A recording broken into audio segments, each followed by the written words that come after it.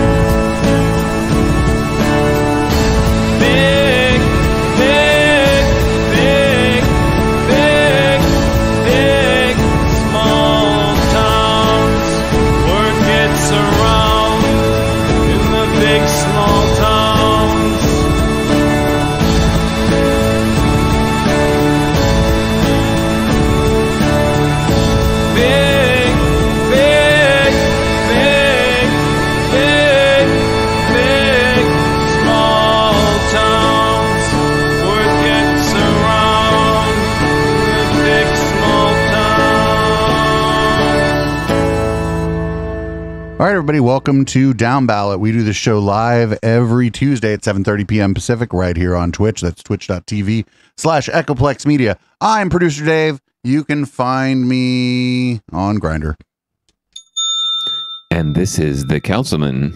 You can find me at THE_Councilman on Twitter or anywhere on the Echoplex Media contact page. I'm sure I'm up there.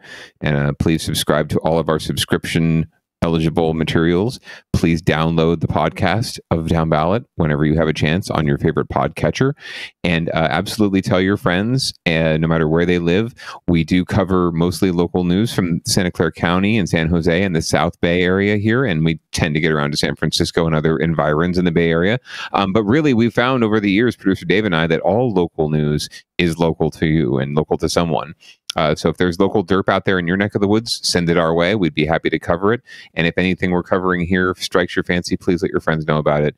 And don't be afraid to drop us a few shill bucks. Get us a subscription on Twitch. Go over to Patreon and drop us a few bucks every month. It's really helpful to keep all this wonderful programming that Echoplex Media puts out there together. So what's on the docket for local love afterwards tonight, Producer Dave, after we're wrapped up with the down ballot?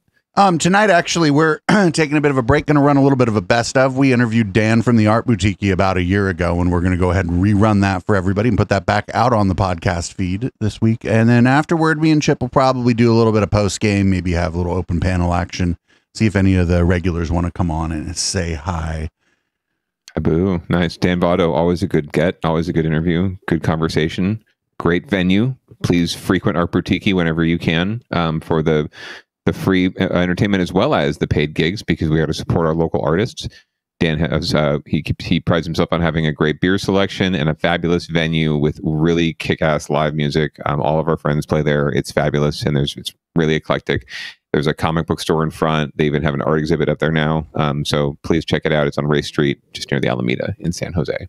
And just real quick before we get started, tonight's the first night actually with our new overlay for Twitch and OBS. It's I guess better.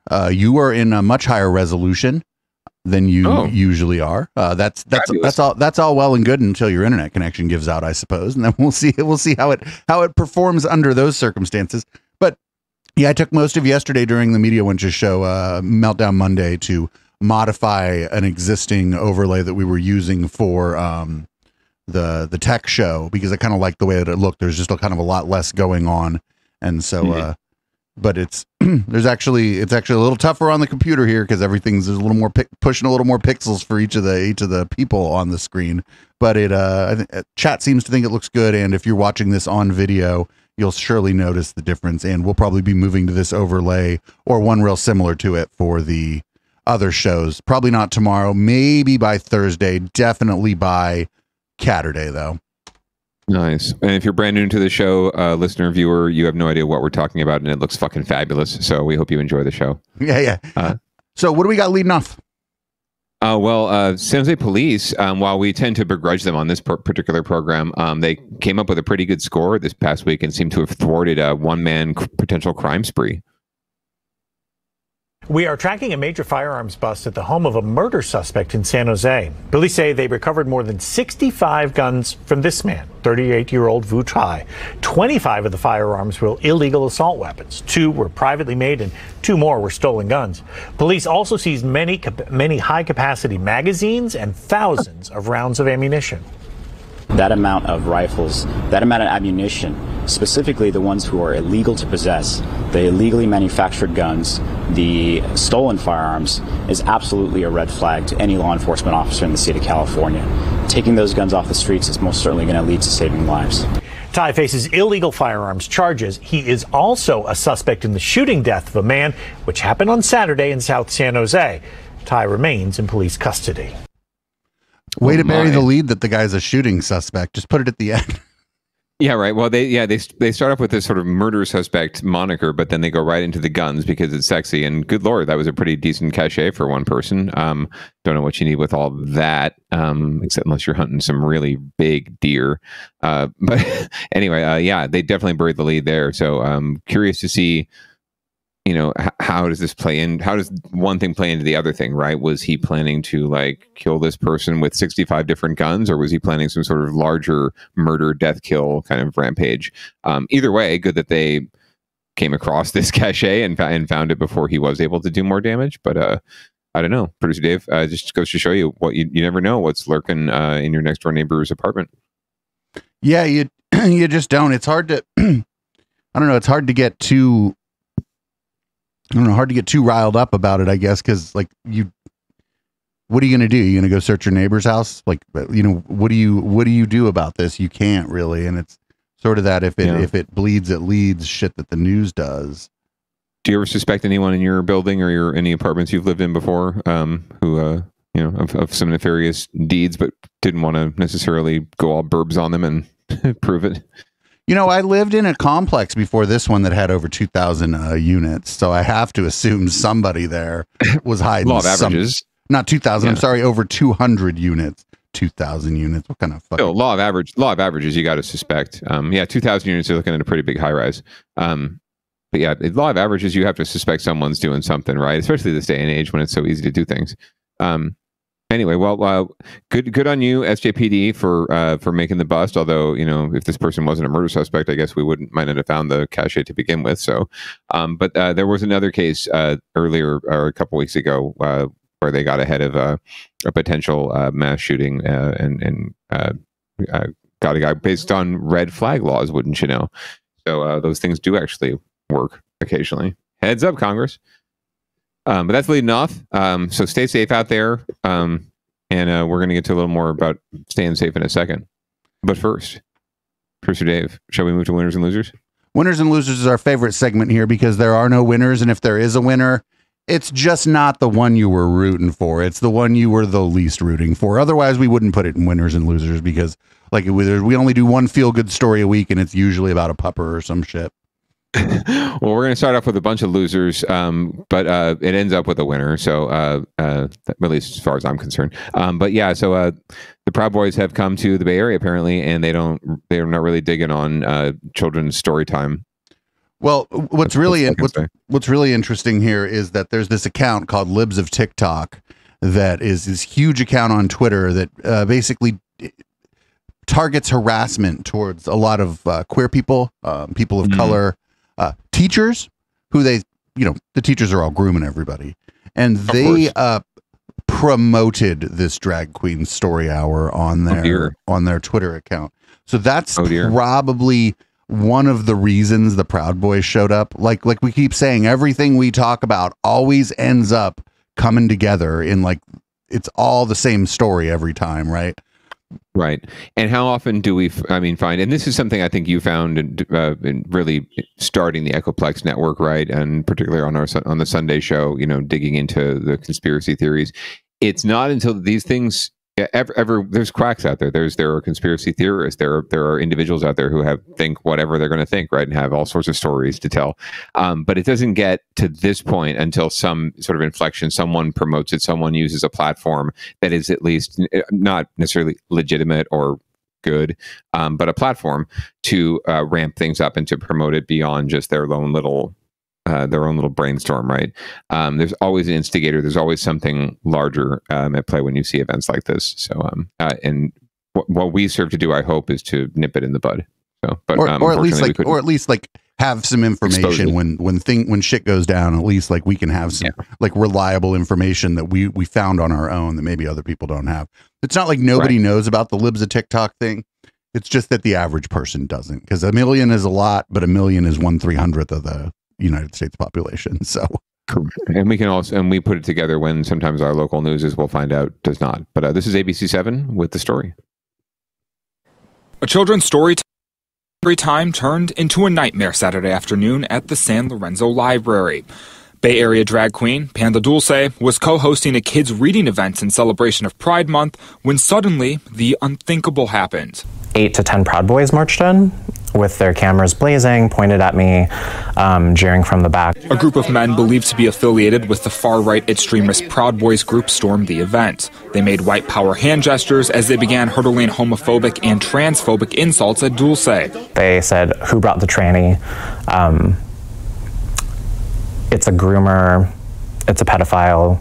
Why do you bring your kids to this event?" Dulce was then escorted by security away from the men, and law enforcement was called. The Alameda County Sheriff's Office says they're investigating the incident and have activated their hate crime protocols.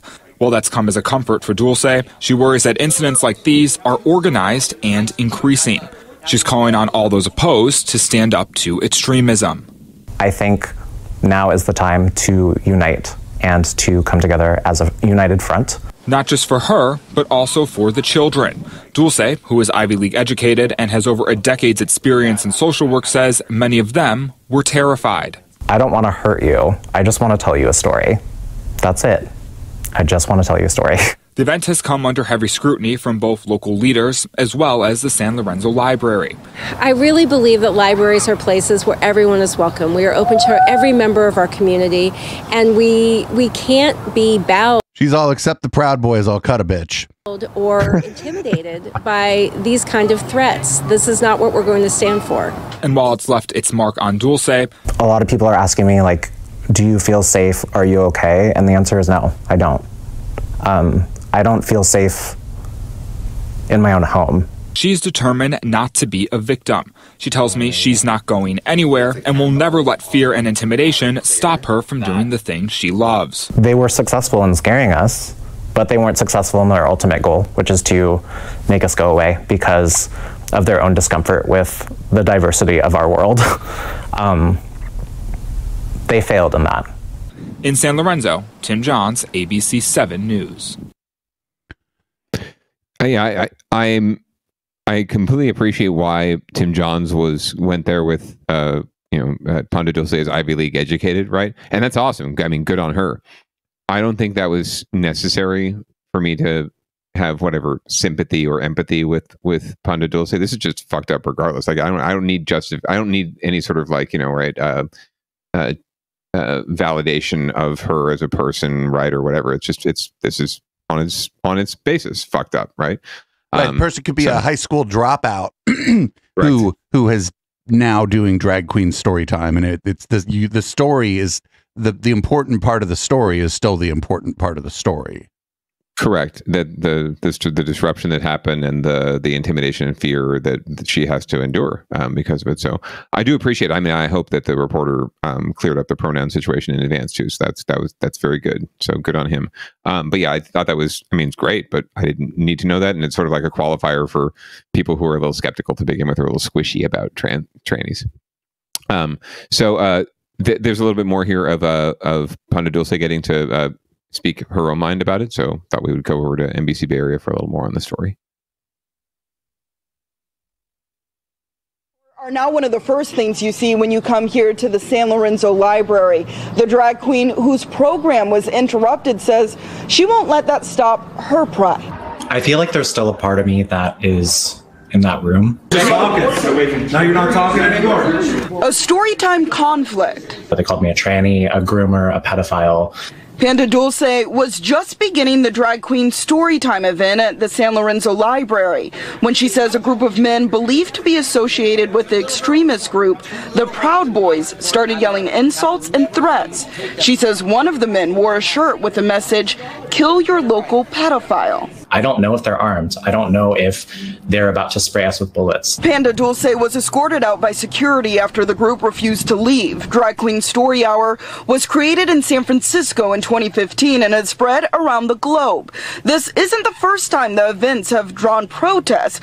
I think what was different about this is how emboldened they felt. They marched right in. They had cameras blazing. They were just hurling insults. The conflict even caused librarian Frederica Hurd to consider canceling her Juneteenth celebrations because she's concerned they might also be targeted. When I first heard about it, fear just came over me. Alameda County Sheriff's Office is investigating this as a hate crime along with charges of harassing children and making criminal threats. Investigators say they know who the men are, but so far no arrests have been made. These are not cut and dry scenarios. You balance the issues of free speech with the issues of what is a hate crime. Ponda Dulce came back to finish story time, sending a message to the disruptors. They want us to shrink back into the closet, into obscurity, into the shadows, but clearly they have not met a drag queen before because drag queens do not do obscurity and queers do not do quiet. Well, drag queens do not do obscurity. That is part of their persona, is they're larger than life. They have to be, or they're not going to be a successful drag queen. They're not a successful performer. Absolutely. The persona is everything. Well, good on her, and good on drag queens everywhere for persevering. And we've had a drag queen story hour here in San Jose at the library. Very well attended, very well received. And wouldn't you know it, not one child, inadvertently converted to a different sexual orientation or gender identity or expression. They kind of figure that shit out for themselves these days. So maybe we should let them. Anyway, well, so I think there is a winner there in that Ponda Dulce ain't going anywhere. And I fucking love the name, by the way, as a Giants fan. That's a beautiful, I don't know if that's what she's going for, but that homage to Pablo Sandoval. So thank you for that, Ponda Dulce. In other winners and losers news, though, tonight, we've got three stories that are just kind of, we got three stories that are kind of just sick and just make you think that there's way too many just savages and dumbasses out there in our towns. But anyway, the first one is about one of our local state senators who I'm sure not alone, but has been receiving some pretty nasty threats during Pride Month. This is the profanity-laced email threat State Senator Scott Wiener's staff got Sunday. The headline is concerning, but the second paragraph is what raised the biggest red flags. It reads, "We placed bombs in his office and his house. We will kill you." That's what prompted San Francisco police to search his home and California Highway Patrol to search his office in Sacramento. Senator Wiener says he gets threats pretty regularly, but believes this one may be part of a pattern. We're seeing this escalating campaign of rhetoric attacking our community. And so when that happens enough, it's just a matter of time before people get so riled up and brainwashed that they act. It comes on the same weekend that Alameda County Sheriff's deputies were called to drag queen story time at the San Lorenzo Library Saturday. That's because a group of men started harassing entertainer Ponda Dulce before story time. Did you guys call the cops? One of the men wore a shirt with an AK-47 and the words "Kill your local pedophile." Another wore a black and yellow Proud Boys cap. Alameda County deputies are investigating to see if any charges can be filed. Also on Saturday, officers in Coeur d'Alene, Idaho, arrested 31 members of the white nationalist group Patriot Front. Police there say a citizen called 911 after spotting men loading into a U-Haul. It was stopped just a quarter of a mile from that city's LGBTQ Pride festivities. Based not only on the 911 call, but the information contained within the call about the weapons that they were seen loading and the riot gear and things of that nature. We made a command decision to make the stop prior to them getting downtown to prevent a riot from happening. San Francisco police say they've had no indications of any credible threats aimed at any of the LGBTQ Pride events scheduled here in the city in a couple weeks, but they will be having a security briefing later this week because of this weekend's events. Despite the threats aimed at him, Senator Wiener says he's looking forward to celebrating the first Pride event in the city since the pandemic. I look forward to seeing everyone there, and the last thing we want to do is be intimidated by people into not celebrating our community. In San Francisco, Sergio Quintana, NBC, Bay Area News. Not for nothing, Austin Bennett has been trying to target harassment at State Senator Wiener. Interesting. For over squishiness about his homosexuality, or generally about his policy decisions? It's specifically about his homosexuality. Well, there's a picture of him, and I don't know if it was his boyfriend or not, or just a date or a friend at Pride, where he was wearing like just a little bit of leather, like no shirt and just a very small amount of leather, like you wouldn't even notice it. And Austin's like, "Oh, that's sadomasochism." That person with him, Austin used terminology I'm uncomfortable using. Him talking about the person who he was with and the nature of their relationship. And so I don't think it was Austin Bennett's people, because Austin Bennett don't have no fucking people anymore. Like nobody watches Austin Bennett's videos, but it's like he's part of the sort of ecosystem around that. And what's going on right now is that this whole thing about just by nature of being queer that we're trying to hurt children, or that just our existence as queer people is sexually explicit because we showed up somewhere. I've gone to your house, and it was obviously sexually explicit when I showed up, but that was planned, and everybody was consenting, and we had a little bit of the VCR head cleaner, and everybody had a great time. Everybody had a good year. No, most definitely. It's always a good time. Are you kidding? I'll say this much. Like on that subject, as far as having a good time, I've never had a better time than when I've lived in communities that were predominantly queer. If you don't mind me appropriating the term just for a moment, West Hollywood was one of the greatest places I ever lived, because you went outside and you just felt welcomed and warm and loved, no matter where you walked or went. And man, wouldn't it be great for everywhere to be like that? I don't know. I've never lived in the Castro, so I don't know if it's the same vibe. But that was definitely the vibe I got in WeHo, so I missed that a lot. Yeah, I lived not on Castro, but the neighborhood, right? Church. I lived on off a market on Church, and yeah, but I liked it because it was like my place was like halfway between the Castro and Soma, and so I could like go to dinner in the Castro and then go clubbing in Soma. Because I wasn't really into the music so much at the gay bars, but man, the restaurants were good. And the few years I was able to afford to fucking live there were amazing. You had dual citizenship, in other words. Yeah, dual citizenship. That's what we call dual citizenship. You dinner in the gayborhood, clubbing in the raveborhood. Yeah, right.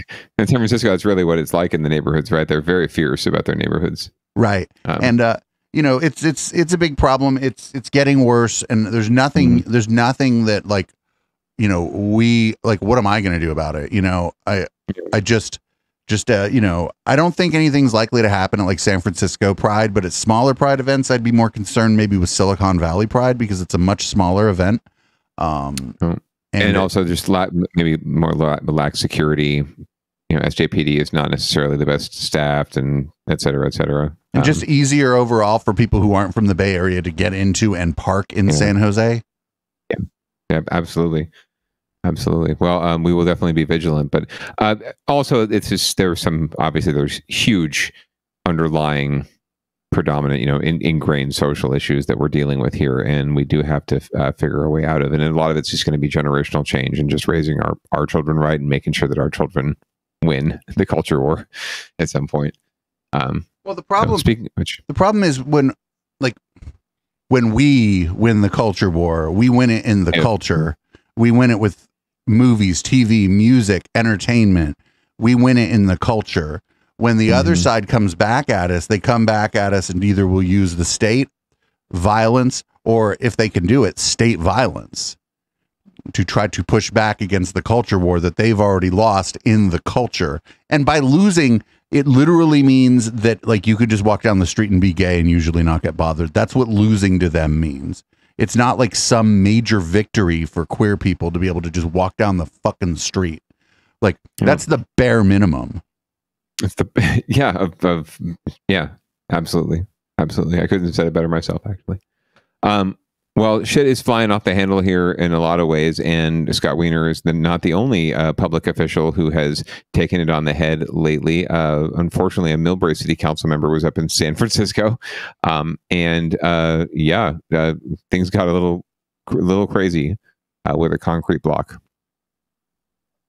Another unprovoked act of violence in San Francisco. This time, it happened to Millbrae Council member Anders Fung, who was with his family on Saturday afternoon. He says two men threw a concrete block at him. NBC Bay Area's Ginger Kanahiro-Sab spoke to Mr. Fung, who says it was clearly a deliberate attack. It's not how Millbrae Council member Anders Fung envisioned his family's weekend would go. While they were enjoying a Saturday outdoors at Land's End Park in San Francisco, he says he was deliberately attacked with this concrete block, which was thrown from at least 20 feet above him. He suffered a 2-inch laceration on his head and a neck injury. As I was just walking by the cove, I got struck by a heavy object on top of my head. And I struggled to get up. And as I was getting up, I continued to see heavy object casted very close to me. Anders says his family tried to stop it, but it became even more obvious that the men were targeting him. My family yelled at him to stop, and that is when they give my family the obscene hand gesture. And then they fled the scene. Today, visitors to Land's End were not aware of yesterday's terrifying attack, but they say even if they are not the victims themselves, the violence must stop. It's a problem. It shouldn't happen. Whether it was because he was Asian or not, something has to change. And Anders believes the attacks can stop, encouraging victims to speak out and report them when they happen to authorities. Somebody could have died from this injury. And many people have died from previous attack to the API communities. And senseless violence and hateful acts such as this has to stop. In San Francisco, Ginger Kanahiro-Sab, NBC Bay Area News. It was the darkest episode of Downballot in a while, isn't it? It's been a dark kind of week, actually, as most weeks post-election generally are. But I remember watching that bit or that piece with The Good Wife when it was originally on, and thinking at multiple times during that piece, my God, producer Dave is going to just lament the audio in this clip. And I'm thinking at one point, the guy with the 49er hat, like, I get that he said some profound-ish stuff, but I don't know if it was profound enough to necessitate the audio the audio interruption with the wind and everything. So maybe that was the only clip maybe there was like nobody out when they went out or whatever, and that was the only passerby who was willing to put their face on the news. Most likely. Like, I don't know if they'd make that editorial decision if they had options, right? But anyway, that's sort of, you're right, that's sort of getting away from the point. This has not been a very fun week on the local scene, and it's not going to get any better in the next clip, because there's folks doing even worse shit out there, and this is in San Jose. 15-year-old victim told me that she was walking here on Monroe Street on Friday afternoon when someone drove up behind her and shot her in the back with a pellet gun. Now we've learned that a 9-year-old girl and a woman were also attacked the same day. My lungs felt like they were being compressed, and it hurt really bad because it was really hard to breathe. 15-year-old Gianna Vittorelli describes what happened after someone shot her in the back with a pellet gun. This x-ray shows extensive injuries, including a fractured rib. You can also see the pellet is still lodged in her body. Doctors told her it was too risky to remove it.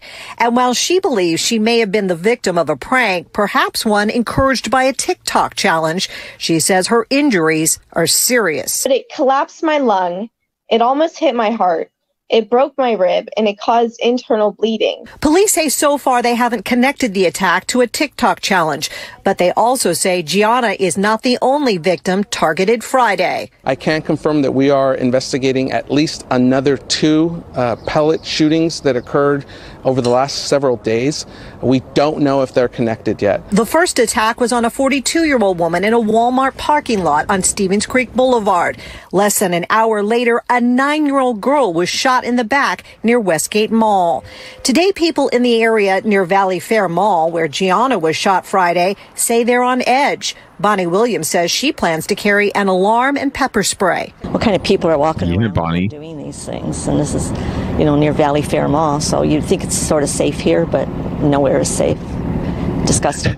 Gianna, a Notre Dame San Jose high school student, was discharged from Santa Clara Valley Medical Center today and headed home, where friends welcomed her with gifts on her front porch. While Gianna's condition is improving, she's still wondering why someone targeted her. Honestly, I'm just very confused. I don't know why anyone would shoot me.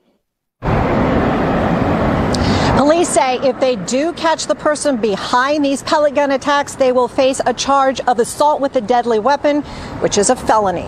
Reporting live in San Jose, Marianne Favreau, NBC Bay Area News. That is crazy. People don't understand. People think a pellet gun is almost like being shot with a paintball or something. I think a lot of people believe, and it's not the case. People go hunt small game with pellet guns. Yeah, absolutely. 100%. This is fucking frightening for anyone who has kids or just goes walking with their dog anytime, especially near these malls. Good Wife and I don't live too far away from Valley Fair. Shocking that it would be in the Valley Fair community. What a safe community. Although Marianne Favreau was doing that report from outside the Republican Party headquarters. I wonder if that was intentional. Right, there's that. But yeah, no, this is a little scary and it's sketchy, and absolutely the Good Wife and I go walking every night through our neighborhood, and we've absolutely. But I hate to have succumb to fear and other base emotions. But yeah, we've certainly been a little more cautious and looking around, checking over our shoulders. And I don't want to be that way. Not in my own neighborhood, but it's sort of where it's at right now. There's just a lot of crazy shit happening out there, and I don't want it to come home to roost. So rather than reverting back to my normal Zen self, I have been a little more vigilant lately, but I'd prefer not to be. Yeah, for sure. I just feel like this is, I don't know, the thing that happened here, the thing I don't like about this is they're it may have been a TikTok challenge. And the problem with that is, what do they mean by a TikTok challenge? Did somebody once see a TikTok video where they're like, oh, go shoot people with a pellet gun? Like, or is it like a widespread thing? And the reason that it's a problem is that if it has nothing to do with any kind of TikTok challenge, then people are going to like divert resources in the wrong direction. They're going to be like, there's just going to be, it's just stupid. Like, I don't think there's a big TikTok challenge of people like, otherwise it'd be all over the news that people all over the country are getting shot with a fucking pellet gun all the time. Yeah, no, and it didn't sound like PD was concerned that was really the issue anyway. It sounded like more that was a neighborhood or a community concern. And I can vouch for that, just having worked in public service and with youth. Parents especially can get pretty.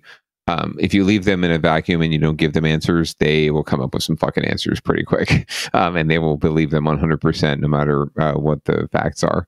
So, if they hear something, it usually becomes truth pretty quickly, especially on Nextdoor. So, and it becomes like a moral panic now, right? Like now we're gonna have like this. You're right. I think if the police maybe know that it's not or don't have any evidence that it is, and maybe it was just an offhand comment by the news. But then you end up with like another moral panic just around like a fucking app where people mostly are having fun and doing dances. Right. And the app does a better, these people, TikTok, funny enough, does a better job than Facebook of putting the kibosh on this stuff when they find out about it, or like at least when they're subjected to public pressure around this stuff. And, if anybody learned about this or got this idea from anywhere, I'd be willing to bet it was either from their friends, from Facebook, it was probably kids, I guess, but it might have been adults. I don't know. It's just like I don't know if the news should be speculating about whether or not something is like a cultural phenomena or whatever, because they have. This was a few people got shot with a pellet gun, but I'm assuming this is going to be one person or one group of people. I'm hoping it's kids that are just being fucking stupid, and they see this shit on the news and realize that they fucking almost killed somebody. And oh yeah, this pellet gun is kind of dangerous. Shit, maybe I shouldn't be fucking taking it out of dad's closet or whatever, or mom's closet, and taking it out and pegging people. I thought it was totally harmless and just a prank. So hopefully that's all it is. But just another sign that we're failing our kids anyway. If they think that's something fun they should do, even if they don't think it could cause life and death kind of damage, right? Fatal damage. Even if they think it's just a prick on the skin or just a prank, like what the fuck are kids thinking? I don't know. I'll work on it, Producer Dave. I'll work on it. You'll work on it. You work on figuring out what the kids are thinking. No, just raising them right. I got some big news, Producer Dave. I got big news. Fantastic. But we'll get into that later. Excellent. So who has to get their shit together this week? Getting their feces in order in San Francisco, as usual. The police union, the POA, apparently their president had to resign. We don't have a whole lot in this story, but we'll find out more later probably. But the president had to resign over some sketchy issues with appropriation of credit cards. Head of San Francisco's police union has stepped down from that job. Tony Montoya submitted his resignation, according to the San Francisco Standard. The paper says there are concerns raised after he drove a vehicle owned by the union to his new home in Nevada and used a union credit card to pay for the gas. Montoya says that did not violate any union policies or practices. Now, Montoya has been on medical leave for several months. Tracy McCray, who's been the interim union president, will stay in that job until a union election is held next February. Well, there you go. So leadership change coming at SFPOA, even though they've already sort of had one. But yeah, nothing terribly surprising here, but definitely another opportunity for SF to get their shit together. And that kind of leads us into our next story, frankly, as we move on down ballot. But we'll keep you posted as things develop with the election for the new SFPOA head. More than likely, they'll get along with a little better with whoever the DA, next DA of San Francisco is, and it's not going to be Chesa Boudin. who unfortunately was recalled last week. So as soon as that's official, 30 days after the election, London Breed will be able to appoint a new district attorney. So we'll probably find out pretty soon who that's going to be. So it didn't. It went down 55-45 approximately, with exactly what you'd expect: the Nob Hill people, the people on the North Shore, the people who live in the financial district, the people who live by the Embarcadero. Strangely enough, not the Castro, but the nicer, richer, whiter parts of San Francisco, the Western Addition, voting for the recall, and the less socioeconomically advantaged and browner parts of the city voting no on the recall. As you would expect, and I'm sure it's similar to the demographics of how the vote went down when Chesa beat Susie Loftus and others in a ranked choice voting contest a few years back when he was first elected, or a couple years ago when he was first elected. So we're going to find out a little bit about how San Francisco is reacting to recalling Chesa, and it's certainly become a national story in that national reporters and news want to make it out to be some sort of signifier about the criminal justice reform movement and the defund the police movement and Black Lives Matter movement and every other movement for social justice, and make this some sort of referendum on that. I don't think it is. It's fucking San Francisco being San Francisco. But Garvin and the NBC Bay Area News are going to give us a little more on the people on the street and on both sides, how they're feeling about the post-recall environment. The DA's recall raises lots of questions for people who live or work in the city. One of the biggest being, what does this all mean for San Francisco moving forward? Will it actually make the city safer? Here's what NBC Bay Area's Ginger Kanehiro-Saab found out. Reactions to Chesa Boudin's recall have poured in nationwide, with even the White House weighing in. The same is happening here at home from different communities across the city, both sides feeling very differently about the results. Both sides also still hoping for the same thing, change for the city. Videos like this have become an all too common sight in San Francisco's Chinatown. Business owners say the city hasn't been holding looters and other criminals accountable. But today, they hope, is the start of something different.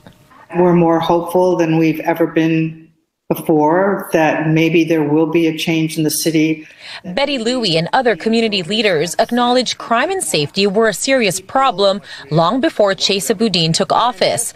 But it's clear to them he could have done more. He probably isn't the reason for everything, but I also believe that some of his actions spoke very loudly. The Police Officers Association has been vocal about their disconnect with the DA's office. And what you saw happen yesterday was someone being held accountable. Police union leaders say they want to see dangerous or repetitive criminals locked up, but acknowledge reform in the criminal justice system needs to continue. And that's what our reputation needs to be, is that come to San Francisco, have a great time. But what we won't tolerate is people taking advantage of other people. The ACLU Northern California chapter led the opposition to Boudin's recall efforts. ACLU is obviously disappointed in the outcome of this recall, but remain committed to continuing what Boudin set out to do. It would be a mistake to read too much into this election outcome. The recall vote was not a repudiation of criminal justice reform. It was not a referendum on the National Progressive Prosecutor movement, which really is continuing to gain momentum. For his part, Boudin told supporters last night they all have to keep working for that reform. It was not the work of 1 year or one term. It's certainly not the work of one man or woman or one office. It is work that requires a sustained social movement. In San Francisco, Ginger Kanehiro-Saab, NBC Bay Area News. Well, that was that. The ACLU lady seemed fairly disappointed. Yeah, as you might definitely having a sad. Definitely having a sad. So yeah, again, I don't believe this. I agree with her. I don't think this was a referendum on the broader issue. I think the pendulum swings back and forth, and between the between between the fervent out there, right? The movement is kind of pushing back on everything and anything incumbent and anything about the establishment right now. And then San Francisco being what it is, and Chesa being who he is, and just the particulars of who he was, right? And where he came from, and his parents, and the whole 9 yards, right? The narrative. Unfortunately, I think it conspired against him here. But like you said, 55-45, right? So it was almost 2-1 the night we opened it up, right? Almost, it was over 60%. Yeah. Yes. But it's come back down. So I think that says a lot, frankly. I don't know that he got 45% first place votes in the ranked choice voting. I think he got like a plurality, like in the 30s. So, I at the end of the day, even in a conservative electorate, it was, it was closer than folks thought it was going to be. And that says a lot. So I don't think that chess is going anywhere. I don't think this movement's going anywhere. I don't think San Francisco is going anywhere. It's going to continue to be fucking weird. And we'll see who London Breed appoints and how long they last in this fucking job, since it seems like it's not a very fun job to have right now. You're pretty much under the spotlight, and you're being asked to protect the entire city when that's really not your job. So before we get to our next story, as we were going live, one of our viewers saw this story. This is from the Mercury News. We don't have any local news hits on it yet. This is the bomb squad in San Jose found an explosive device at councilwoman's window in a Willow Glen home. This is Dev Davis, District 6. She ran for mayor, did not get the nod for mayor. And this is just, kind of came in right as we were starting the show. So I figured instead of waiting until next week, we'll probably have a news hit for it for next week, but I figure we could bring it up now. Because this is just more of the winners and losers segment, more of the, now we have 3 stories this week where it looks like a local politician, local council person has been, targeted. In this case, though, I mean, the one case was an email. It could just be some crank. The one was a brick that they threw at the person. I don't know if they were throwing it directly at that person because of their role as a Millbrae city council person, but it's not out of the question. And the gentleman seemed to believe that was the case. So maybe he knows more than we do, or there's maybe he knows more than we do and didn't have a chance to get into it, or didn't want to get into it on the news there. But now we have Dev Davis here in San Jose with a explosive device being placed at her home. In North Willow Glen. Thank you. Good, great eagle eyes from our viewer and listener. Thank you so much for pushing this in. I actually had seen this as we were going to air tonight, and I was going to mention it around the Scott Wiener story, and you're right, it ties pretty well. Unfortunately, sadly, it ties well into stories we've already run tonight. And that was on the docket before this had even come out. But I did hear about this internally early on today, and didn't know if it was going to be made public, frankly. So I'm glad it has been, because it goes to show that not only is this a thankless job being an elected official, no matter what you think of Deb Davis or what I think of her, or what anyone thinks of her policy making, or or her as a person, even this is ridiculous. This shouldn't be happening. This ain't right. And I had heard that one of the mayoral candidates had been receiving death threats. I don't know if it was Dev as well, but during the race. So there was quite a bit of police security at all the forums and all the events that they had. And it was sad. I even went to a forum or a candidate meet and greet for mayor or mayoral candidates where there were more cops than mayoral candidates there to defend, to protect them, which is good, but it shouldn't have to be that way. This is just, I'm sure we'll have video on something on this sooner or later. I think maybe Kron had a story on it, but it may not have video yet either, because it is still developing. But we'll have more on this next week if there is more to tell you. But that's disturbing. It's just that's just been the kind of the theme this week, and I figured that's why I'd bring it up, as we've talked a bit about elected officials being targeted. We don't know what's going on here. We don't know an explosive device. I mean, we don't know what it was. It could be anything from like a firecracker all the way to something very dangerous. And it doesn't matter. She has kids too. She has kids in like middle school, I think, at this point, or maybe young high school kids. I forget how old they are, but they're young enough that even a firework would be dangerous. if they didn't know what they were getting into coming home, right? There's something on the porch. So that's really that's really sad. Well, hopefully we'll have more details, and they can catch the perpetrator at some point. Since they did recover the device, hopefully there's some evidence that our industrious police officers will use to uncover who that was. So one incident where hopefully they do their job well. In other news, not for nothing either. Like, she was definitely, well, I didn't like any of them. The mayor, like I came to the conclusion nobody to root for. But it was like a toss up. It was like a toss up between her and somebody else. If I was in San Jose, who I would have voted for based on everything I saw, even though I don't like agree with her politics, I just thought she was I didn't really agree with anyone's politics because there were cops and shit in there. I was like, well, she's not a cop and she seems competent. So she is very true to her values, and she's very true to who she is. There's part of me that loves her because she's very wonky and data driven and analytical, and there's part of me that hates her because frankly I think sometimes she can be a little racist and a little bit xenophobic without even intending to be, because she's a very nice person. I've never had any bad interactions with her myself, but I'm a white dude, so who knows. And her kids, by the way, are, as she makes the point all the time, are adopted and Latino. So even though she herself is from North Dakota, so go figure. So she tends to be a little conservative. Anyway. So what's up with this next story here? Just recapping last week's primary election here in California, the June 7th election, in case you didn't hear, featured pretty low turnout in the neighborhood of like record low turnout as a percentage of registered voters. The caveat there is that there are a ton more registered voters now than there have ever been in California. So the pool of potential voters is much bigger. So that, that usually could bring down the number if you have the same number. But all that means is basically the same number of people voting, right? And just a lower percentage. So we're not really doing much to move the needle. Turnout was abysmally low, not really across the board, though. If you dig deeper into the numbers, the vote, especially in San Jose and in this area, was dominated by white people, 65 and older. That was the largest voting demographic. Young people did not vote at a very high clip. Do you mean like raw numbers or like percentage of percentage of the registered who turned out?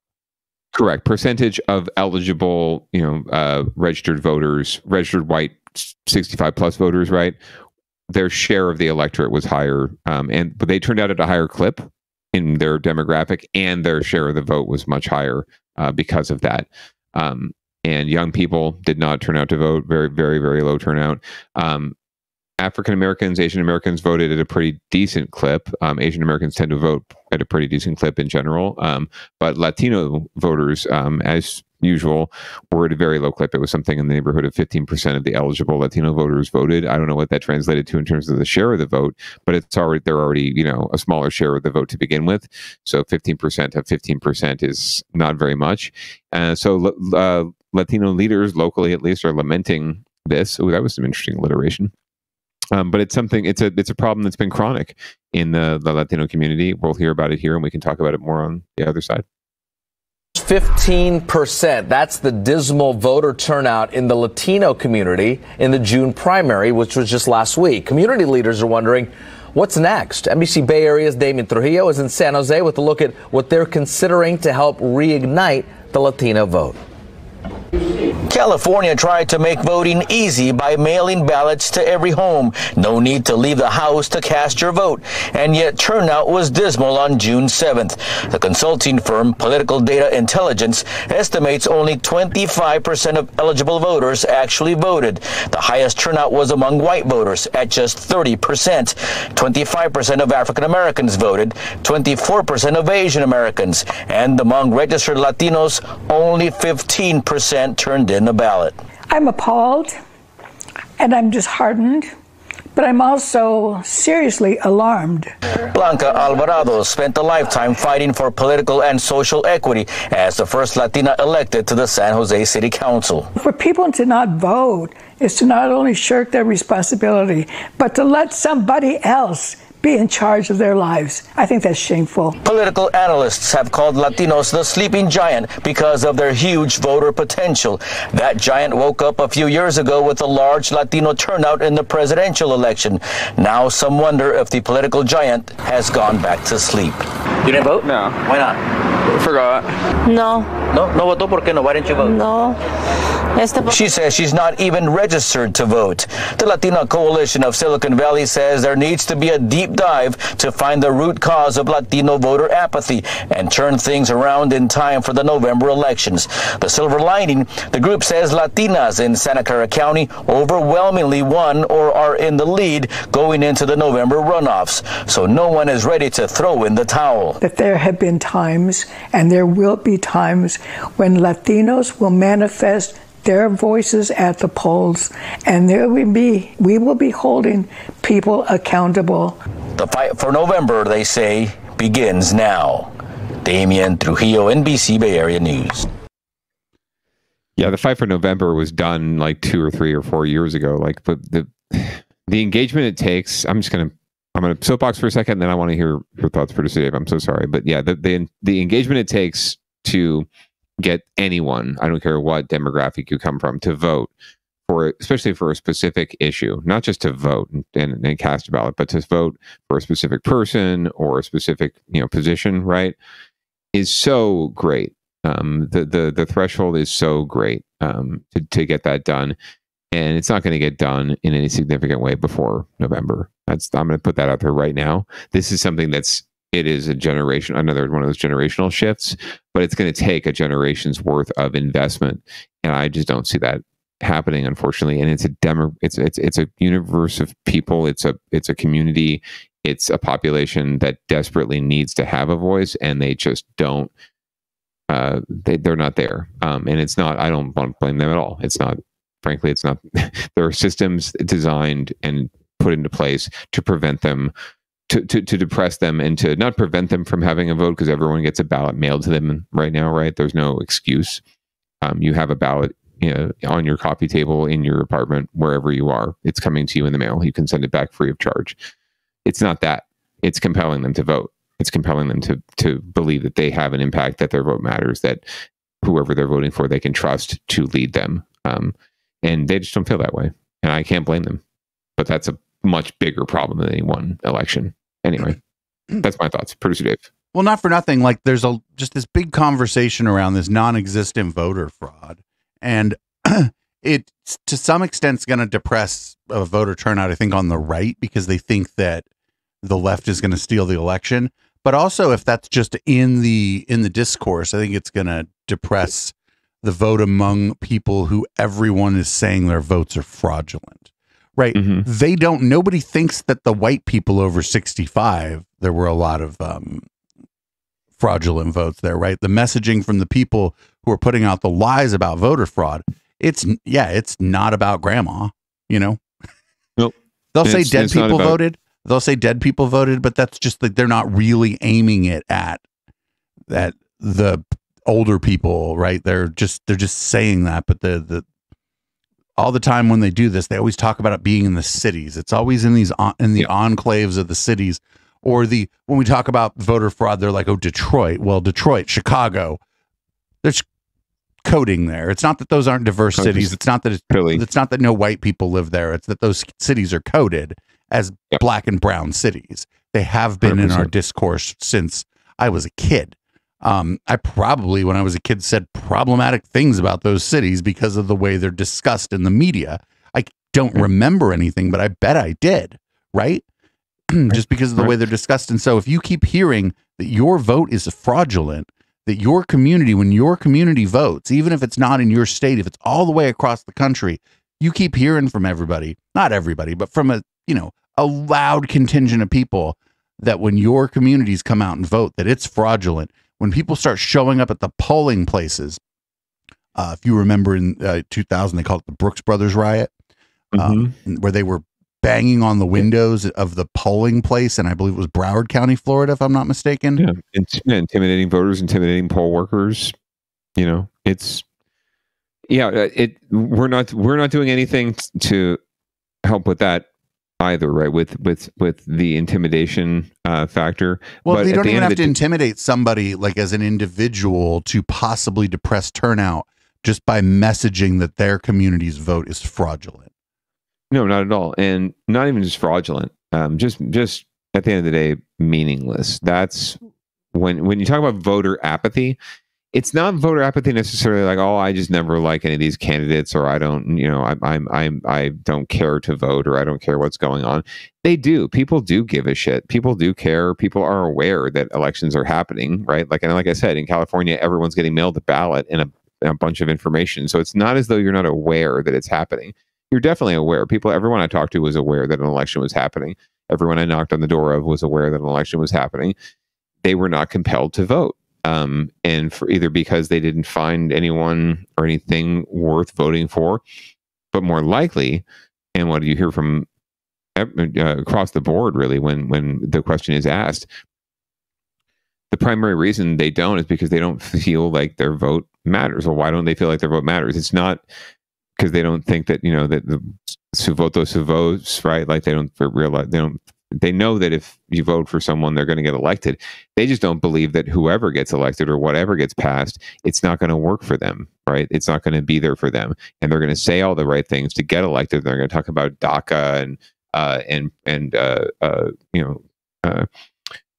immigration reform and raising the wage and going into the communities and giving more, doing more equity and bringing more money and resources back to the community and to the east side in San Jose, right?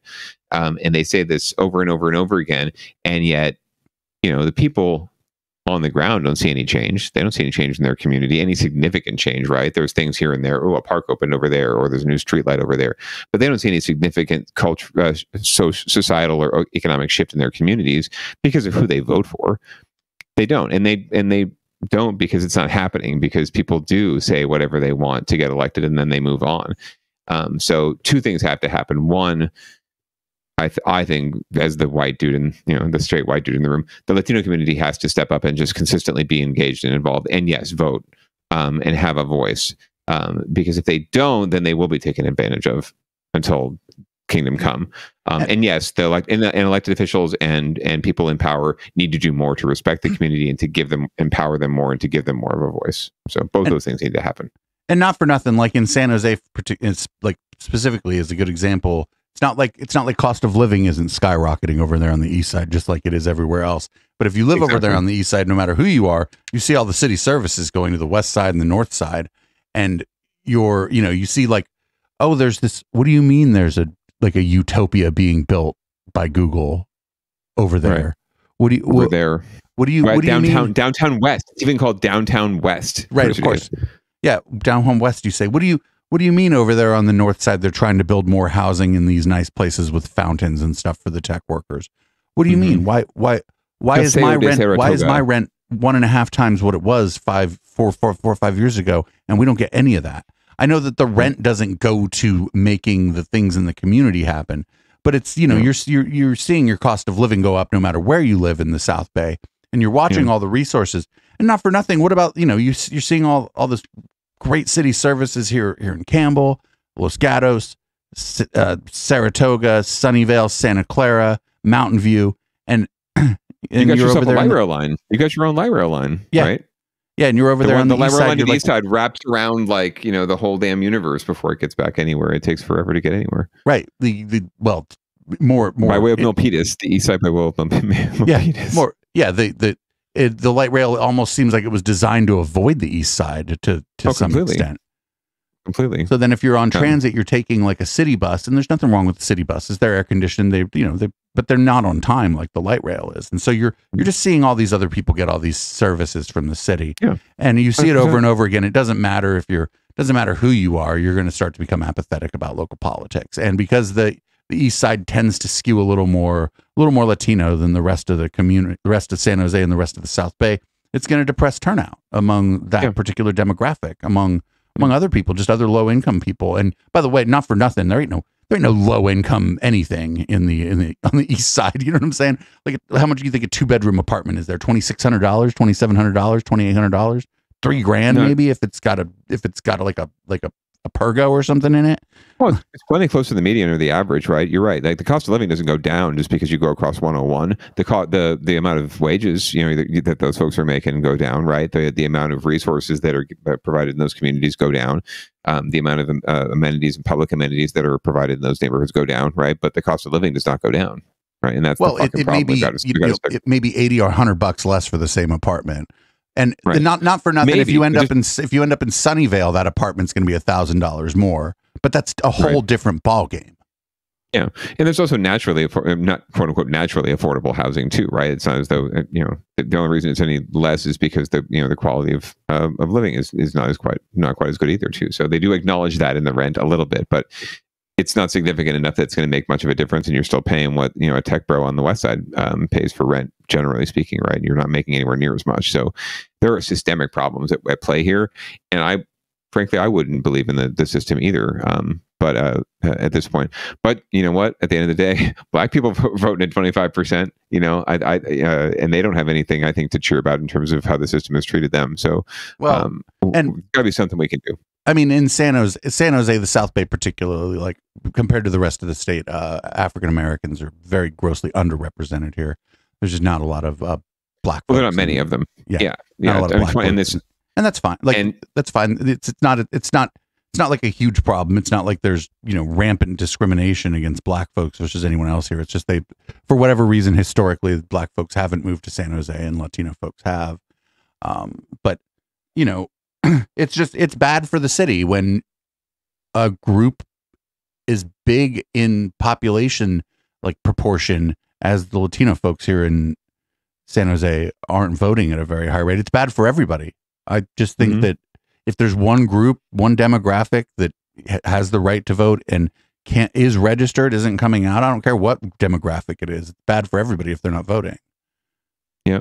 I bet on all of us, really. And in general, going beyond just the demographic numbers, I think we're looking at 30% turnout right now in Santa Clara County, which is just awful. I mean, granted, primaries in gubernatorial election years, generally speaking, is not very high.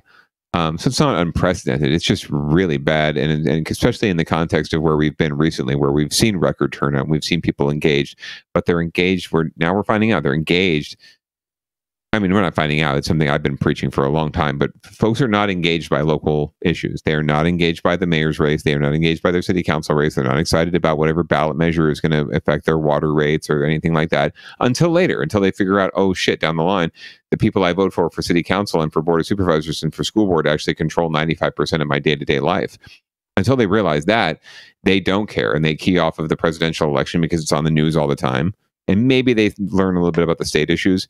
But the reason why presidential elections have high turnout is because people know about the presidential election. They don't care who's running for mayor. So it doesn't matter when you hold the election. People need to be more engaged on local issues. And how do we do that is a much bigger issue than can be solved in any 6-month startup election, unfortunately. But whoever can solve that is going to win a lot of elections. I'll tell you that much. Unless they solve it by being such a giant piece of shit that everybody comes out to vote against them, like the former guy. Yes, exactly. Like the revolution of common sense. Right. We'll go there later when we get into the mayor's race in November. That's going to be fun. Talk about a freaking Russian roulette. Pick your poison, folks, in that race.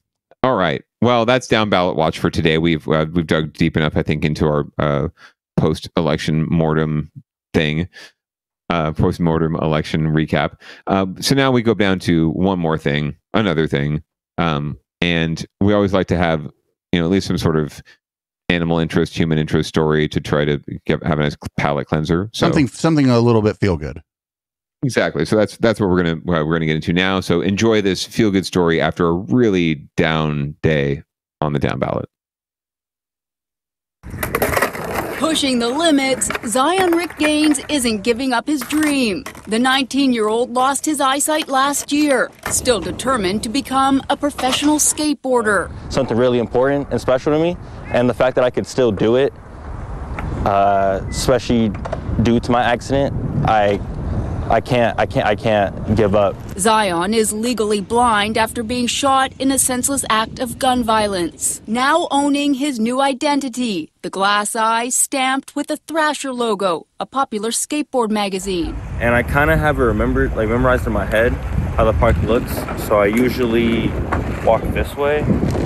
His cane guiding his way, patience and persistence doing the rest. I'll try something until I land it, and sometimes I do, and sometimes I don't, but it's just all about keep practicing. And his unwavering positivity is a product of his mother, Charmaine. Part of my motivation and part of my dedication, hard work and determination and consistency, I've all had to learn those things, and those are all things I've learned from my mom. The single mother's name inked on his forearm forever. She did it. She raised me all by herself all these years, so, you know, a big part of my character, a big part of the way I am is a reflection of my mom. And Zion's unwillingness to give up is capturing the imaginations of his fellow skateboarders and inspiring them. He's just out here already getting some good bouncing attempts. Like when I get on, I immediately will slide off, and I can see perfectly fine. I have 20/20 vision, and he's out here doing such insane stuff. It's crazy. Zion himself admitting he doesn't completely understand his ability. I ask the same question to myself. I don't even know how I do it sometimes. Commitment is one thing, though, that I can definitely say is a part of it. For another high five. Commitment, and he says community. And, you know, with skateboarding, you know, it's all a big family. So we all get to vibe with each other. What? Come on. And in those moments of frustration and fear, Zion fights through. Things can seem scary, but if you take risks and if you just keep going for it, you might achieve it. Tara Campbell, ABC 7 News. Well, that's wild. That's pretty cool. Like skateboarding is very hard for the sighted. Like the one other kid was saying, he's like, "Hey man," he's like, "I can see in this shit's pretty hard." Yeah, right. Although there's got to be something to be said, I think, in all sport, generally speaking, for, you know, just not, I won't say hand-eye coordination, just coordination in general, right? And some of that natural feel, right, without some of the senses. So good on this guy. I hope he succeeds. I hope he can go thrash it up at a tournament sometime. That'd be pretty fun to see him on a street course. But you know, if only all of us would be that perseverant in the midst of tragedy. Definitely. All right. Well, that was a nice palate cleanser, Producer Dave. I really appreciate that. And I appreciate you for coming correct tonight, as always. As always. The new overlay looks great. Everything works. The computer did not melt. That's good to know. I could tell from here. So, and my internet hung in for just a couple minutes. So that's solid. I'll drink one to that. It stays winning. So this evening on Local Love, we are going to do a best of Local Love. It'll be a Dan Votto of Art Boutique. I had a great interview with him, and if you don't mind, Councilman, could you read Downballot out for us? I could. Thank you, everyone, for joining us. Thank you, listener, for downloading the Downballot podcast on your podcatcher of choice. Thank you, viewer on Twitch and all of our subscribers. Thank you especially to Connor for subscribing today. So good to see that, or at least joining our Twitch community. Thank you to the chat. Thank you for the stories you keep feeding us. Thank you for the story that was fed to us during the show tonight. And look to Local Love later on tonight and all the Echoplex Media programs. EchoplexMedia.com is your place for everything you need to know. Please make sure you get vaxxed, you get boosted, get your kids vaxxed, wear a mask when it's appropriate. And, if you need to wear pants, that's cool too. Have a great night.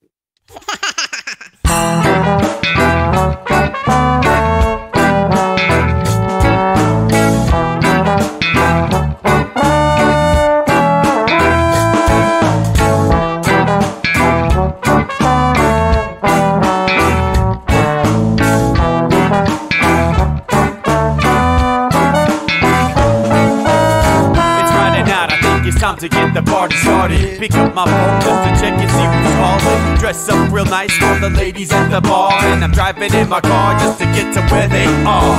Here at the local scene is where I plant my feet. It's where I smoke my cigarette and I hold my drink. I look at all my friends, they're all blazing green. Here at the front of the stage waiting for MTV. Where are those guys who's standing next to me with a pipe in his hand ready to blaze for me? About 5 minutes later we're all singing Queen. Let's get the fuck up on stage and rock the scene, yeah. We do what we want, and what we want is to jam. So sit back and enjoy the band.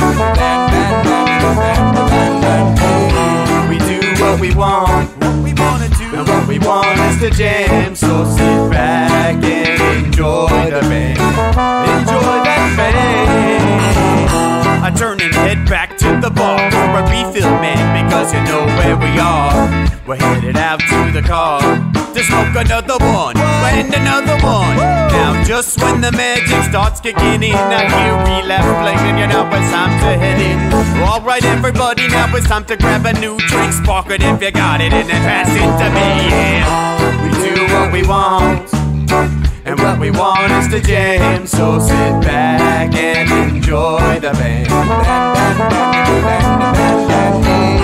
We do what we want, what we wanna do, and what we want is to jam. So sit back and enjoy the band.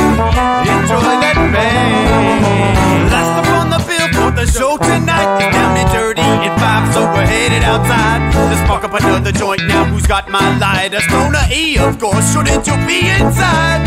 I'm all up in this bitch, being who I gotta be. I'm fucked up like the U.S. economy. The truth is that I don't think logically. Stoner E take you on a psychedelic odyssey. Now inside motherfuckers is rocking me, and outside shit we smoke a lot of broccoli. Rocky the roller, yo, that sexy girl be jocking me. Ain't too drunk to fuck, but I'll probably do it sloppily. We do what we want, what we wanna do, and what we want is to jam. So sit back and enjoy the band. Enjoy the band, enjoy the band. We do what we want, what we wanna do, and what we want is to jam. So sit back and enjoy the band. Molly say that he like jamming, and he hope he like jamming too. Well, I gotta say, thank you, Bob, we do. Yes, I gotta say, thank you, Bob, we do. Well, Bob Marley said that he like jamming, and he hope he like jamming too. Well, I gotta say, thank you, Bob, we do. Yes, I gotta say, thank you, Bob, we do. Yeah, we do what we want, and what we want is to jam. So sit back and enjoy the band. We do what we want, and what we wanna do, what we want is to jam. So sit back and enjoy the band. Enjoy that band. We do what we want, what we wanna do, what we want is to jam. So sit back and enjoy the band. Enjoy that band. We do what we want, and what we want is to jam. So sit back and enjoy the band.